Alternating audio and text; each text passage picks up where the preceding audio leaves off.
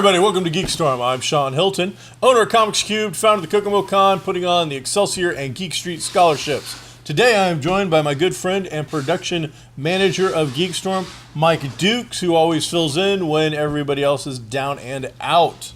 Today we're going to be covering Stan Lee, the passing of, talking about some Fantastic Beasts and the Crimes of Grunwald, some casting that's going on in the Star Wars universe, and a plethora of other things that we may or may not get to. Let's just jump right into it today. This week, and everybody's already covered it, Stanley Lieber, the man that is known to the world over the last decade, last 10 years of Marvel Universe, as Stan Lee, not founder of anything, actually. No, not really. That's often misconstrued. The creative mind behind the creation of such amazing things is Amazing Spider-Man, The Avengers, Thor from Marvel. Not, in fact, not the actual god Thor. So he didn't come up with that. He wasn't around back then. Iron Man, the X-Men, the Incredible Hulk, so many other beloved characters, has passed away at the age of 95. He had a good run. I was going to say, if I could get 95 years out guaranteed and be in the kind of condition he was, except for maybe the last 2 or 3 years, I've been hit with a lot of this because I own the comic book store. I've been doing comic books since I was in the second grade. I've been working in the comic industry since I was in high school. But it has been a little weird. I'm saddened by the passing of Stan, but again, he was 95 years old. He was married to Joan for over 60 years or 70 years or something like that. He had an amazing job. He obviously had a couple of dollars to put together. He had a great run. And I guess maybe people see it as cynical or jaded, but I'm just like, no, I think that was good. I'm not sad for Stan. I'm sad that, I'm bummed that he is gone, but I mean, as a fan, yeah, you're saddened. You're not going to see, I guess they did shoot 4 more cameos. Sure. But in this day of CGI, there's no reason that we couldn't have Stan Lee cameos for the rest of eternity. I mean, they could do a weekly TV show with Stan Lee as a situation comedy if they wanted to. I'm not trying to be flippant about it. I do have a great reverence for what he did. But he did create those characters quite some time ago. He really hasn't worked on a lot since then. So that's one of the things I found interesting. When the first Batman, Michael Keaton movie came out, Bob Kane was still around. Not a nice guy. You didn't hear much about Bob Kane. It didn't make that big of a deal.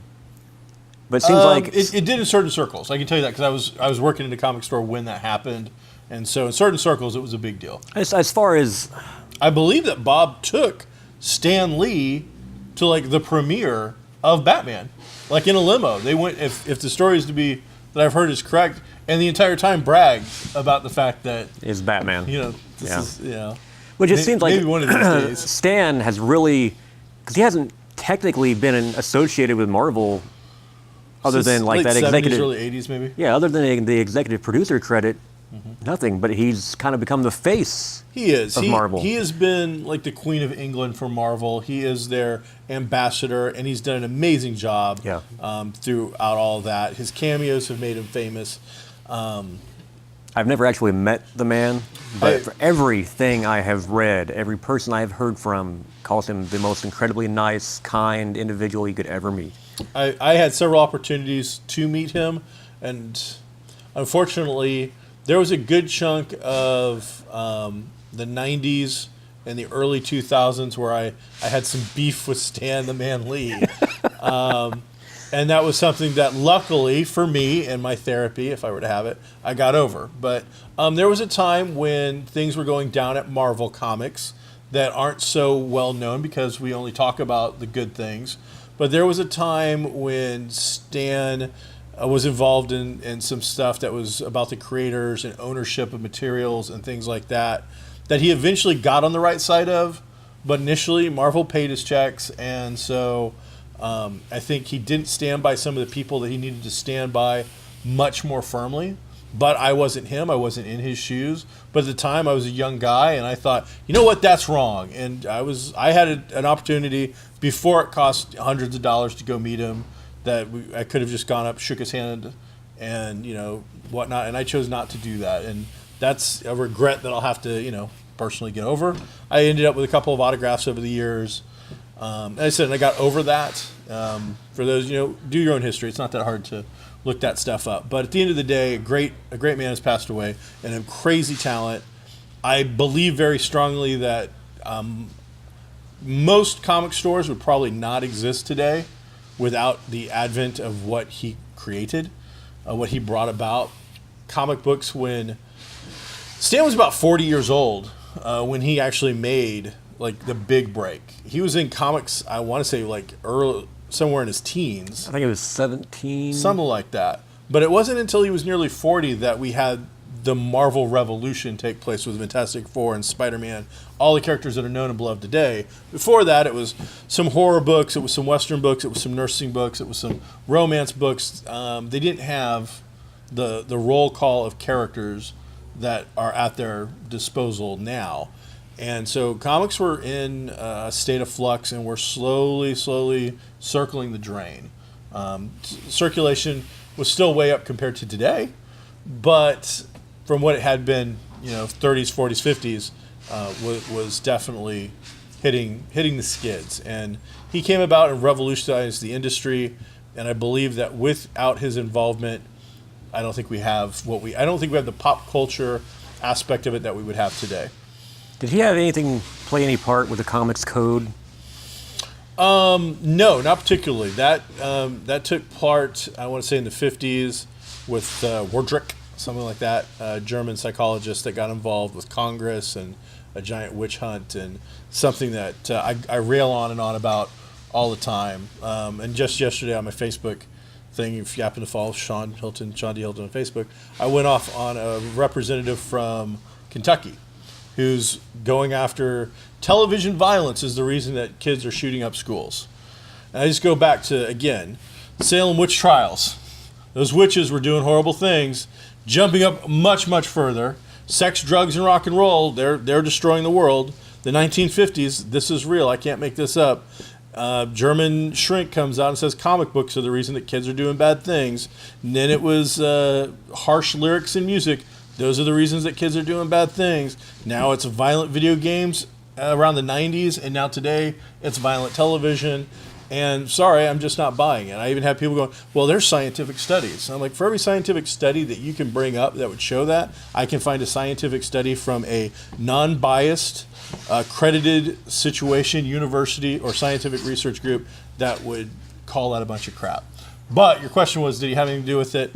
Historically, no, but he was asked by the government to do a drug issue intervention kind of a thing back when he was heavily involved with Spider-Man still. I think I remember that one. So there are 2 issues of Spider-Man that came out that do not have the comics code on them because Stan was asked by the government to put out these special drug issues. But the Comics Code Authority at the time had a thing against drugs, and you couldn't show them in the story. He can't do an anti-drug story without talking about drugs, even though if you actually read the issues, you could tell Stan might have been a little square when it came to the drugs, because it wasn't quite what you would think. But so he was heavily involved in trying to do things like that. When when the government reached out to him and said, "We need you to help us, curb some of this," he stepped up, did the right thing. They took the code off their own books and sucked it up, and So, yeah, good thing. He's like a year or so ago, his wife Joan passed away. So, I find, at least in my personal life with loved ones, when they've been married that long and a significant other one passes away, it's usually not that long before yeah. The other significant other might pass away. And unfortunately for Stan, we also had just a year of horrible tabloid-like lifestyle stuff that was going on, whether it was his fault, whether it was being abused. Pictures were showing up with him at comic conventions where he looked like he was barely alive and practically on an IV drip. So I hope that he's in a better place. I thank him for his contributions to the world. And again, for just my personal stuff, I got over my damage, and I wish I had taken the opportunity. Not in the last couple of years, because in the last couple of years it kind of became just this weird thing to go meet Stan Lee and pay a bunch of money. But, I mean, I had the opportunity back in, again, the early 90s, and I should have done it then. But I mean, I still remember I was maybe 10 years old. My stepsister, her husband, had a big box of comic books. He's like, "You want to read these?" Sure. And it was all Marvel. And I remember going, reading cover to cover, and then in the back you always had Stan's soapbox. Yep. And just reading through those and hearing about, the Marvel bullpen. As a kid, you get this kind of insight to the Marvel world. It was great. So I think about Stan Lee. In his voice, I'm still, kind of hearing what I read back then. He's a very influential man. It is awesome stuff, and it's one of the reasons that I still collect old comics to this day. And like just this weekend, literally, me and Austin, my buddy, were at a game toy show, and I was looking for comics. I own a comic book store. I'm out looking for comics. I didn't find what I wanted. I went to another comic book store. Very horrible customer service. The worst. The absolute worst. So bad. Bad people. Bad people. I'm not going to say their names. They're located in the downtown area of Indianapolis, and they sell comics, and just horrible customer service. I was very unhappy. Very, very rude people. Very rude. But still bought a couple of things. But the reason I do it, because a lot of the stuff is collected. You can get those books in trade paperback formats or reprinted formats. But when you buy them that way, and I think it's fine, because you can put them on your shelf, you can read the story, and if the story is the only thing you care about, then it is absolutely perfect. They'll even look better than the old comics. So usually they're on better paper. They've been, altered to, fit the page, whatever. They've been upgraded to 4K comic style. But I want to see the ads. Oh, I love the ads. I want to read Stan's soapbox. I love almost every single one will either have a subscription for them, and that's like a little time capsule. What comics are coming out? And I, to this day, at 46 years of age, I would have subscribed to that, and I would have subscribed to that. There's no way I would have subscribed to that. I can't believe that was a subscription. Or other little letters pages. I can tell you that George R.R. Martin's first published work is in, I want to say Fantastic Four 50-something like that. As a kid, he wrote in to Marvel Comics, and they published one of his letters. And there's several. I found Todd McFarlane, who's a famous comic book artist. His first letter is in an old Weird War Tales book, which is a book that I collect, and I'm reading it. And I read those old letters because, one, sometimes they're corny, but sometimes they're fun. But again, it's kind of like a comic history time capsule that awakens. And I'm reading it, and I'm like, okay, this guy's got some good points at the end. It's like Todd McFarlane. And I'm like, is that the same? So I had to go on the computer. It is. That was him. And there's several things like that. Old comic books, man. I mean, if you've never actually pulled one out and just flipped through it, the ads alone.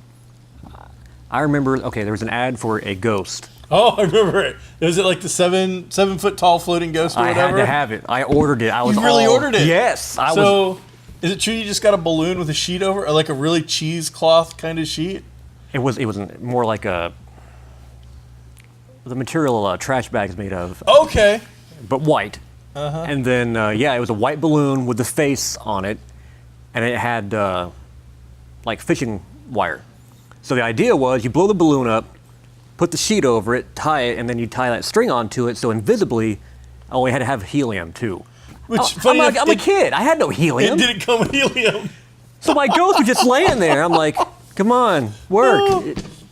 They don't tell you need helium. One of the only things I can remember buying, I got my parents to buy. It always had to be your parents too, I think. I mean, I can't think of any kid that had the wherewithal to get the money, get the stamp, figure out how to fill it all out at that age when you would have cared about the stuff that would have been in the back of it. And it was order a chest of Army men. And I mean, it shows all these Army men. I'm like, this is going to be awesome. So it shows up, and finally the day comes, and my mom's like, oh, you got a package. I'm like, oh, my chest is here. And now I'm expecting a pirate chest size kind of big. How big was it? About like this? It was the size of maybe a matchbox, the 100 matches in a box, maybe a little smaller than that. The Army men were super. They weren't even the normal 2 or 3 inch Army men. These were super, super tiny little Army dudes with both sides. Airplane. Imagine something the size of Axis and Allies kind of pieces. That was your chest. So yeah, you got 200 or 300 guys in this chest, which was just a little cardboard thing.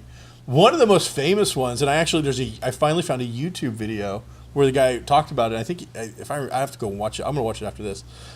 There was a nuclear-powered submarine. I remember that. And they'd go on and on and on about it. It looked amazing. You're like, and it was super cheap. But I'm like, it's a submarine. Holy cow! It was, it was a cardboard thing, and I guess super complicated to put together. Like when you were done, it was like 6 feet long or something Holy like crap. that. But it was just sheets of printed cardboard that you had to, fold tab A, fold tab B to finally form this submarine. But again, it's all cardboard. It's So cardboard. You can't really put it in water. oh no, you couldn't. It was just a playset. But the ad never said anything like that. It showed what looked to be, because it was. So if I remember the ad, the illustration showed like a submarine underwater, like going through. Oh no, absolutely not. Yeah, I know what you're talking about. But no, yeah, it was just cardboard. I mean, it wasn't even like glazed cardboard or special cardboard. It was just cardboard. And I guess it's really expensive now because it was pretty big, and because if you got it, you put it together, so they're in horrible shape. So I guess they're kind of expensive now if you can get one. But yeah, there's that. And then the other one I remember the most of that wanting to do was like make a hovercraft out of a vacuum or something. And I'm like, oh my God, it's a hovercraft. I wanted the hovercraft. Yeah. Oh, yeah. I got sea monkeys. I didn't get sea monkeys from that, but as a tribute to the old ads, me and Andy once at the comic book store behind the mall when it was Kokomo Comics bought some sea monkeys and then set them up like right in the front and left them there until it all turned green and funky and weird. Yeah. Yeah, never looked like those little people either, by the way. The weird things with the antenna and looked like they were human. No. Turns out they were shrimp. Brine shrimp, yeah. Yeah, somebody feed guppies or something like that. I thought it was awesome, though, because they were photoreactive. Oh, okay. So all dark room, turn all the lights out, get a little pin light, and whatever kind of pattern you would make, they would go for it. Turn the lights back on, they're all doing that pattern. Oh, I didn't know that. So you could train them. That's what that was all about. The training thing. I do remember them talking about the training thing. So wow, from the death of Stan Lee to sea monkeys. I'm telling you, man, old comic books are awesome. I remember the old black and white little cartoons ads for Dungeons and Dragons. Yep. I remember there were full page colors ones that you would like read a page of and something like that. I'll tell you what the other things. You know what? This episode's just gone to hell. One thing I loved was I think it was every September. It was usually a 2-page spread. I want to say it was from the 70s to the early 80s. It would give you the new cartoon lineup. Yep.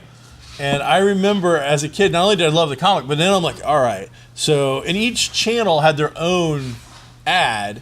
So I'm like, all right, it's Mr. T something. What's Mr. T got a cartoon about? And the Gummy Bears. I would check out and Thundar. Oh, I saw that picture. I'm like, I'm watching Thundar. Yep. And then there was, and what did it start off with? I think it started off as, was it Zorro and Tarzan? No, I think it was Lone Ranger and Tarzan. And then eventually became like Filmation's Zorro, Tarzan, Lone Ranger, stuff like that. Mike Harrison's actually a really big fan of the Tarzan show that used to be on that time period. Did not know that. But yeah, I loved the Dungeons and Dragons cartoon. When man, those ads. Even today, when I read old comics, I'll stop and I go, and I used to watch that, and I used to watch that, and I'm like, I would never watch that. That was crap. And so yeah, I love that stuff. So much fun, so much history when you pick these old books up and you give them a shot. So, old time capsule again. So I'm looking forward to it. And even like right now, I'm collecting. My thing now is to try and collect Marvel Team Up 1 through 150 in the 7 annuals, which is the complete original series. Well, it started like in the March of '72, and I was born in September of '72.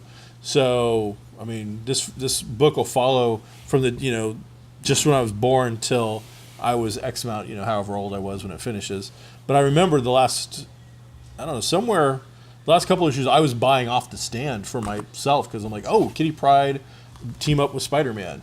And I'm like, oh, I want to read that. Kitty Pryde's an interesting kind of character, and outside of the X-Men, you don't see her that much. And so, yeah, I'll read that. And it's a great issue if you haven't read that one. Kids basically, she's babysitting, and the kids get into some Morlock tunnels or something because they think it's like a D&D thing. They think they're going to go play D&D for real or whatever. And so Spider-Man and Kitty Pryde, I gotta say, it's been a while since I read it, so I might be a little off, but stuff like that, it's been fun. So, all right, and other things, because there's like half the episode. Went and saw Fantastic Beasts: The Crimes of Gruenwald yesterday with Lauren, who I was hoping was going to be here. I am a huge Harry Potter fan. I am a huge fan of The Fantastic Beasts, the whole Wizarding World I'm an easy mark for this stuff. I am the guy that is, like, I mean, you and Lauren, you've wand. both got the robes, you've got Oh, yeah. the wands, you're all set. If we could go to Florida to the Diagon Alley and Universal like once a week, we'd have a club. We'd just go down there and go to dinner at the Hogsmeade or the Three Broomsticks and all that, like every week would happen. So we went in, and I gotta say, just to be blunt, I didn't like it that much. This is my least favorite of all of the Potter universe stuff so far. It is, again, when I say it's dark.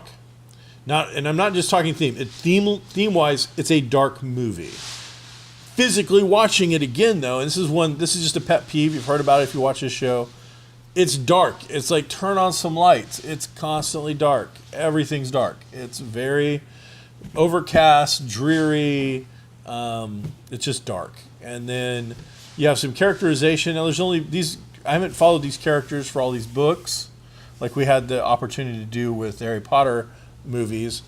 So we only have what happened in that first movie to go on for characterization. And Newt seems dead on, and Jacob Kowalski, his Muggle nomad friend, seems dead on. But Queenie, one of my favorite characters from that first movie, she just stole my heart, is just so... I have no clue what happened with the character in this.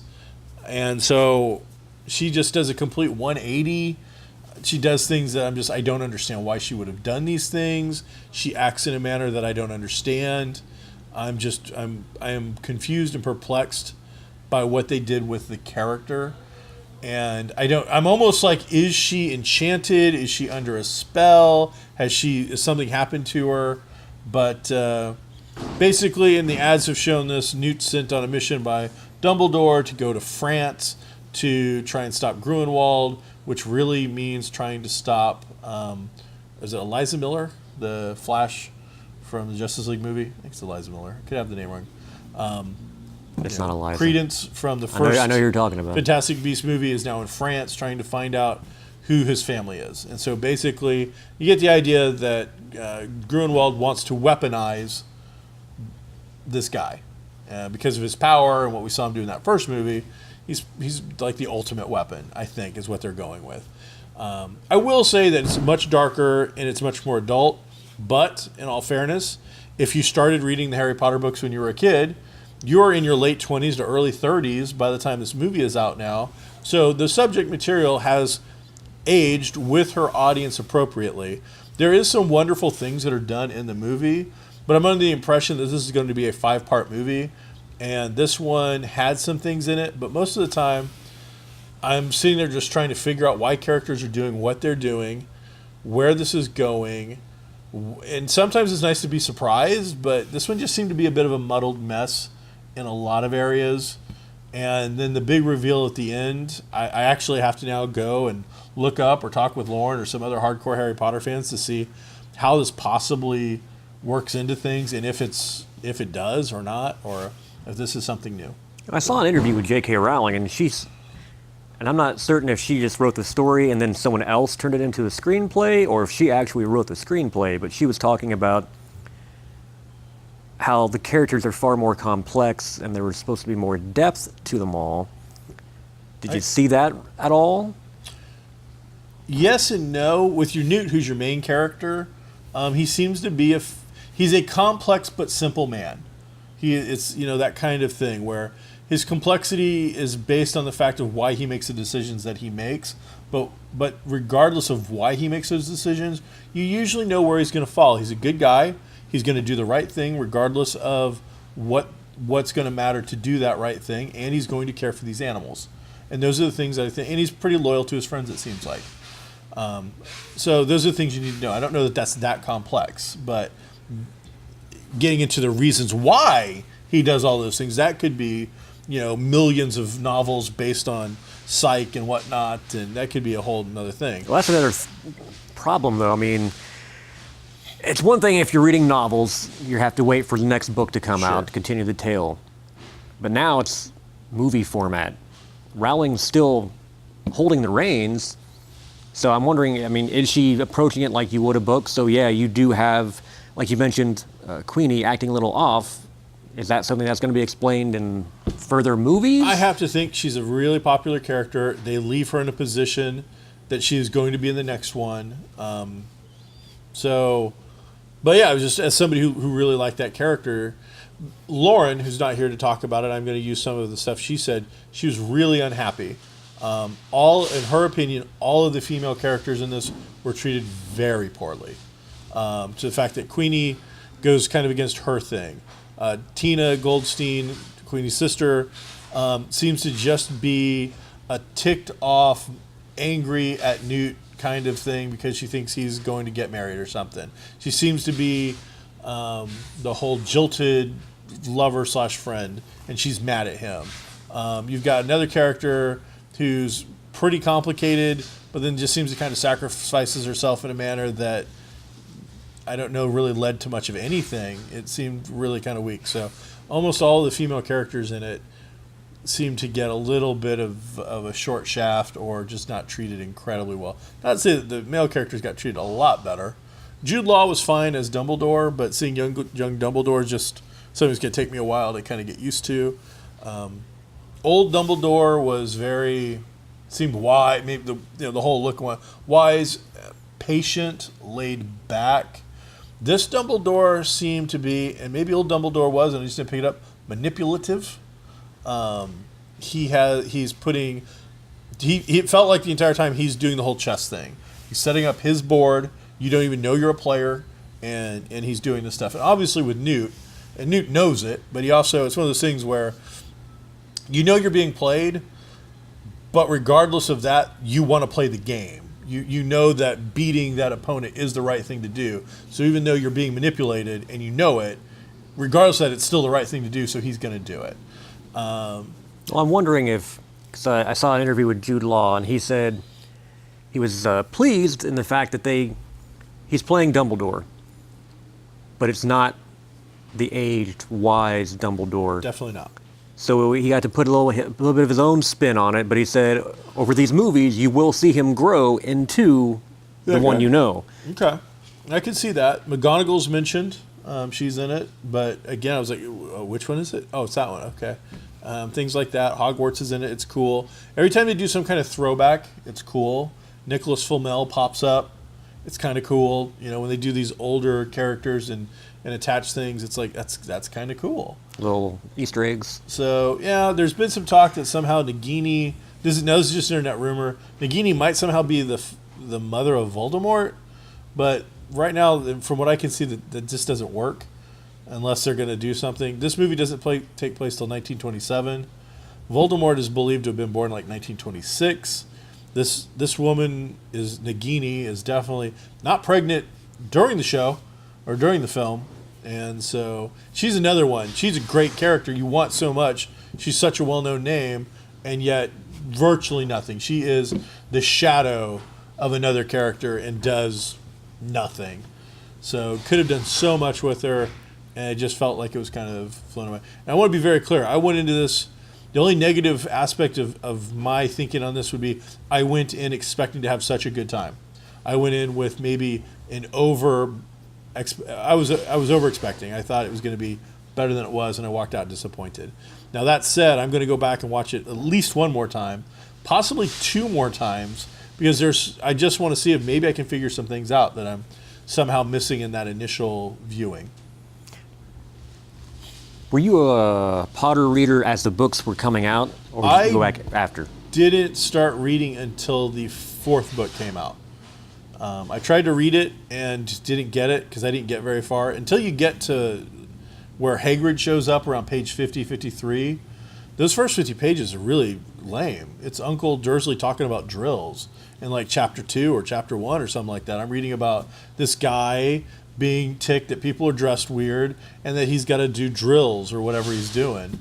And I'm just like, I don't get it. I don't know why kids are reading about a guy with drills. There's supposed to be some magic and this is lame. So eventually went back, reread it, and then read it in one sitting.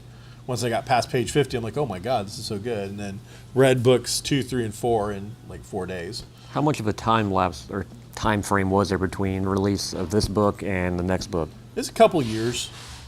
It was probably about the same time as a movie usually. I was just curious how it's going to translate, because if she is kind of approaching it as she would a novel and seeding things now to be revealed later, is that going to be a detriment? I don't know. I think 5 movies, if it's a 5-movie deal, which is what I've always been under the impression of, it'll be a decade. It'll be 10 years to do these. We're 4 out. We've got 6 more years to go. I expect every 2 years, with possibly, the last one being made into 2 movies or something like that, or hopefully not. If anything, at this point, I'm almost like, can we condense it down to 4 movies? Well, Warner Brothers, because Harry Potter was their cash cow. Making money.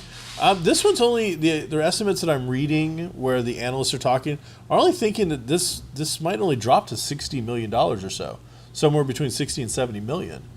There's some pretty stiff competition up against it, I guess. So, what else is coming out this week? Is it? I don't know if it was this week or if it's next week. We got Widows. You got the Marky Mark adopting a kid movie. You also had, I think last week you had some big stuff. Bohemian's still sticking over. You had that girl with the spider, whatever, which I guess flopped horribly. Oh, wow. I loved the original trilogy. I loved the David Fincher version. This one, just the trailers alone, turned me off. I have no interest. It's not doing hardly any money. It's doing really badly. Overlord. I do want to see that. I believe Overlord made more money at the box office than that. I mean, great for Overlord, but wow, that's surprising. No, it wasn't, because it was still so bad. It was poorly money. It didn't make much money, unfortunately. I did see Overlord, loved it. If you like a World War II action, horror, adventure flick, check your brain at the door and go in and just see like an 80s style movie. Loved it. It's creepy.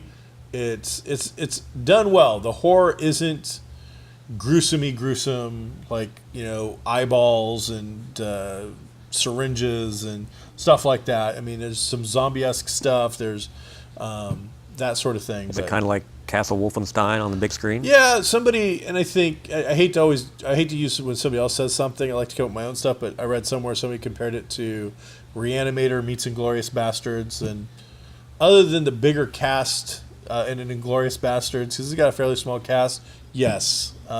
Reanimator, absolutely. Reanimator meets a John Carpenter action-y movie, absolutely. In fact, the entire time I'm like, why am I looking at young Kurt Russell starring in this? I'm like, it's like they went through and they found, a cleaner version of him from The Thing and de-aged him even from that a little bit. And I'm like, man, that's weird. Credits come up, it's like, Wyatt Russell. I'm like, well, he's got to be. Oh, yep, that's his son with. I did not know that. Yeah, so Wyatt Russell's in it. He's Kurt Russell's kid, and you definitely get a Kurt Russell-y kind of a look. I don't know about the acting. I'm a big Kurt Russell fan, so he didn't quite pull that off. But yeah, it was a fun movie. If you like, again, action, adventure, horror, it's a good rated R horror movie without grotesquerie. If it's not a torture porn kind of a thing like a Hostel or something like that. It's definitely more of a throwback to the 80s kind of a feel. So, well, I know I'm a fan of the World War II role-playing game. Mm-hmm. And generally for influences, you're looking back at the old horror World War II war comics back in the day, or like I said, Wolfenstein. Big screen, there's not a lot available. This is the poster child for it now, because it's exactly what it was. As I'm watching this, because we're writing some stuff together, and the next thing I'm probably going to do is going to be a weird war kind of a thing. And as I'm watching this thing, I'm like, well, there's an adventure. I want to make sure people know that I was working on this long before this movie came out, because exactly what they just put on the screen is almost how I imagine one of our adventures going. So I'm like, yeah, except they split the party. Never split the party. Such a bad idea. So, yeah, crazy stuff. In other news, I guess winter is coming, except it's coming in April. So wouldn't that be spring is coming? Kind of, but Game of Thrones, with the exception of, I think, 2 of the seasons, every new season has debuted in April. Okay. So yes, Game of Thrones, final season. Winter is coming in April. Except that spring. Yeah. So spring is coming. But I guess what does that have to do with? What? Is it just like something in the show? It's always winter has been coming for all of my friends for like 5 years now, it seems like. This is the longest winter I've heard about some global warming and some climate change, but I really wish whatever this winter thing would I just wish it would hit. In the world I just wish it would end and be done with. In the world of Game of Thrones, winter is it lasts, I think, years.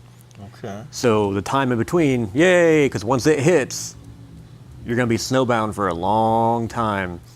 So yeah, very first movie, Sean Bean is telling his kids winter's coming. So they're waiting. It's also kind of an analogy for the fact that the Night King and these undead armies are coming from the north. So yeah, winter's definitely coming, and now it's technically here. Winter's here. When you've got an ice dragon, undead ice dragons and such. Oh, there's an ice dragon. Well, that's cool. Dig ice dragons. Yeah. It's pretty cool. Now, is it a dragon or a wyvern?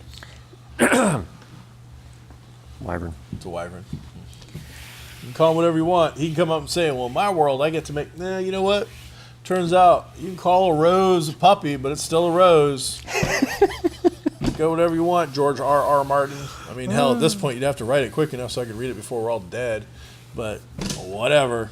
Actually, speaking of him, that guy's busy. Is he? Because he ain't busy writing no damn book. No, he's an executive producer on the prequels that HBO is working on. Sure he is.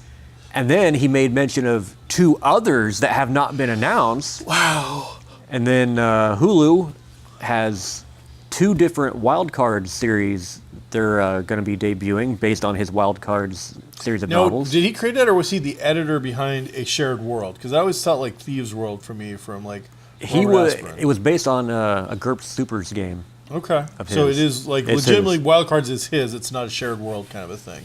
It's his, but after he wrote a couple of books, I think he did an anthology book and had other authors come in, and then he was the editor on that. Maybe that's what I saw at the shelf back in the day. So Wild Cards is George R.R. Martin doing the superhero genre. So if you want to see winter is coming to Metropolis or Gotham, check out Wild Cards. It's a little more grounded, though, not a whole bunch of tights and capes involved. Gotcha. So more real worldly. You know, we expect Daredevils and Netflixy kind of characters. Kind of almost 4400 or Heroes. Okay. That could be kind of cool. We'll check that out. We'll see. Because luckily all those books are pretty much done. I think those are all short stories. Or to my knowledge, he's not been working on anymore. People of course, don't have who knows? to worry about waiting until they're retired or dead to have a relative come and read it over their grave, so they'll have a chance to know what He's happened. finally admitted, because he's just been tight-lipped. He's finally said he's just having difficulties finishing this last Game of Thrones book. Now, is it the final book in the series, or is it just he's having a hard time with the next book?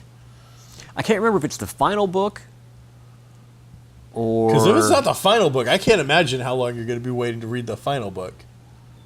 I can't remember if it's the final or the second to last. I think it is the final. I'll say yes. Okay. But he just said he's having difficulty. That's why he's jumping around. He can't get around this particular writer's block, so he'll go work on this book or go be an executive producer and try and free his mind up. Okay.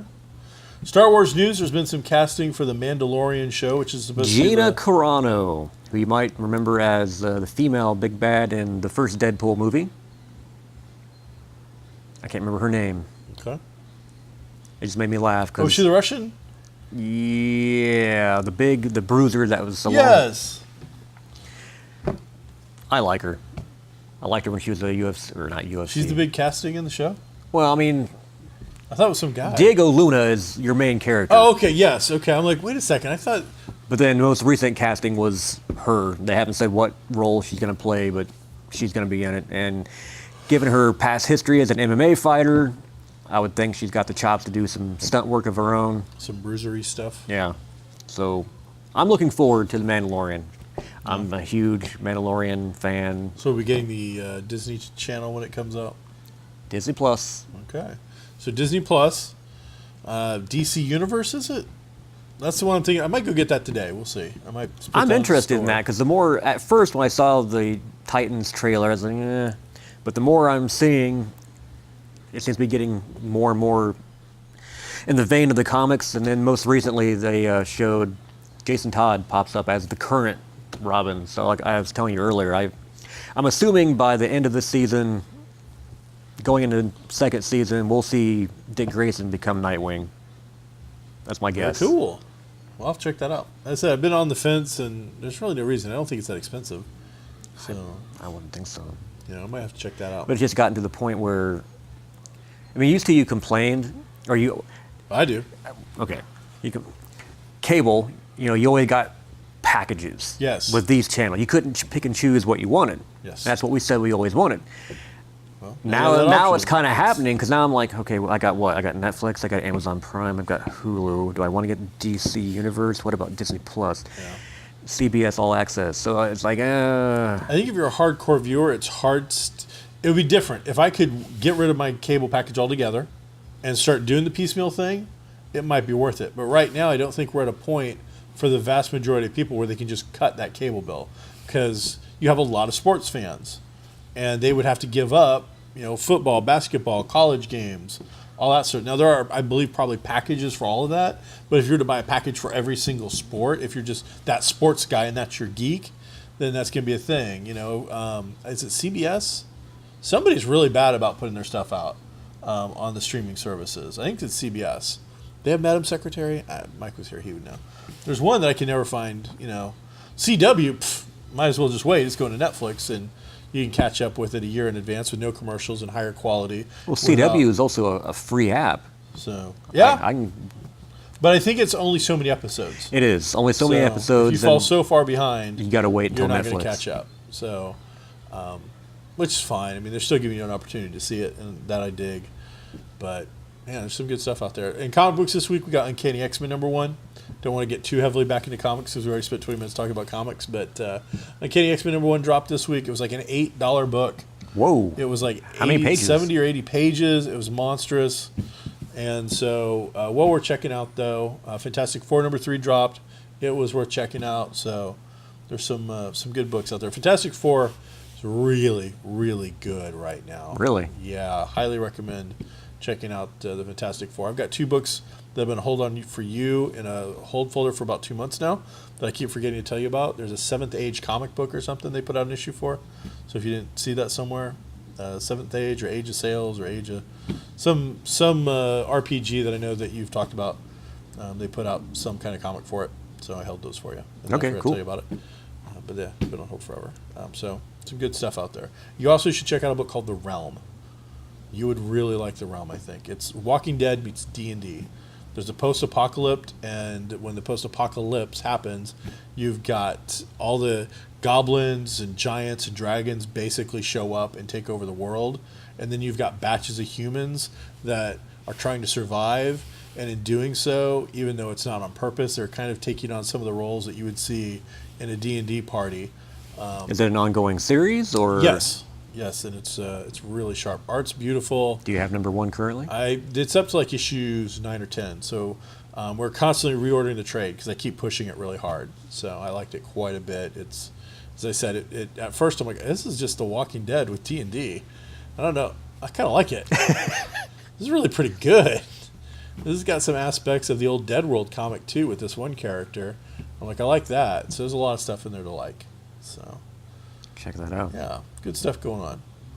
Well, there you go. I think we're over. I think we're way over. Yeah, we're a little. Just because we way spent 20 minutes talking about comics for no good reason. So old comic books, man. Go. that's where it's at. Go buy some. Not just Flip because I through 'em. sell them. I mean, I go out of my way to go other places to buy them when I don't have what I want. So, yeah, I'm excited. I was going to talk to you about that later, but talk to you once we're done here. So, hey, everybody, thank you for checking out GeekStorm. I'm sorry we went a little long this week, but, next week I'll be back and we'll talk about more. Well, we won't be back next week. No, not next We'll week. be back the weekend after that or something like that. But till then, everybody, be groovy.